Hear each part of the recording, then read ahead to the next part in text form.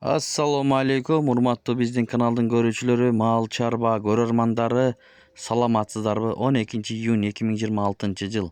Экраныңыздарда турган уруктукка ушул бука сатылат туугандар. Дагы башка ала тоо, швиц породасындагы букалар булар. Азыркы ала тоо, мындан кийин чыга турган швиц породасындагы букалар бар. Эки баш, жалпы саны, ээси номерин коюп коебуз. Ээси толук маалымат берет. Соодалашып алсаңыздар болот. Чүй облусу Сокулук районунда мына уруктукка издеген бир туугандар болсо көрүңүздөр. Ушул швиц менен ала тоонун ортолугунан түшкөн смешанный ушу. Мындай айтканда таза ала тоо десек ham болот.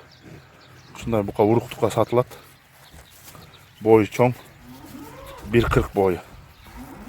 Буканын вообще породасы дагы башка турган турпаты да мощный. 1 жаш 1 айлык. Искусственный осемененияден түшкөн бука. Кимде ким уруктукка иштетем дей турган болсо, мына көрүңүздөр буканы. Моюндары, буттары, тырмактары өскөн эмес.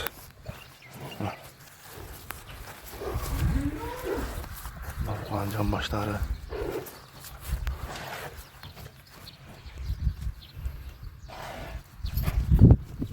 Maşallah. 1 yaş 1 aylık.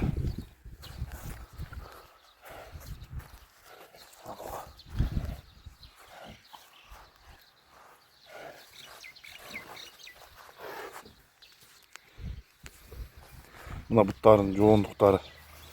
Bu dağ buyruksa da özet bul. Uzunluğu da uzun. Bazı 250 bin som. Joluna kişine tuş berem. Kızıkkanlar bolsa çalıveringizler. Lişine uruktukka.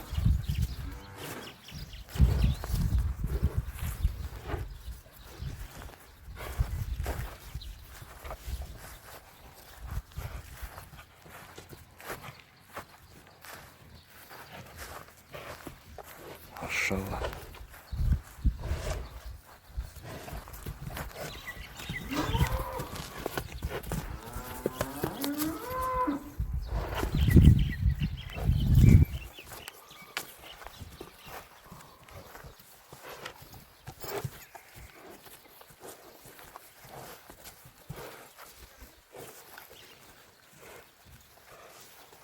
Bollaklar. Torpak düşme oyuncu ailesi. Ha.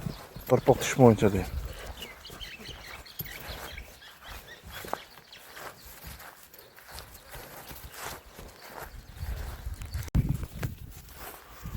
Uçuş.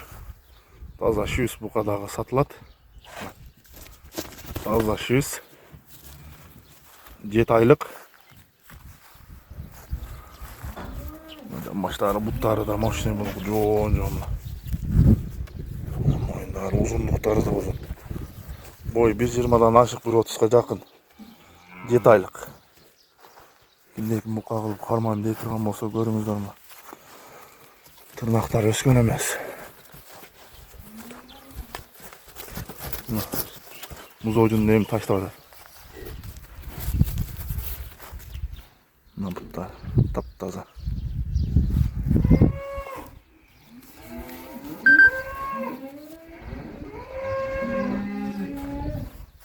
Bağısı 150 bin son bunun. Kiçine yoluna düşüp berебиз.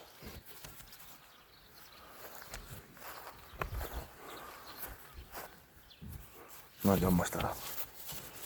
Maşin.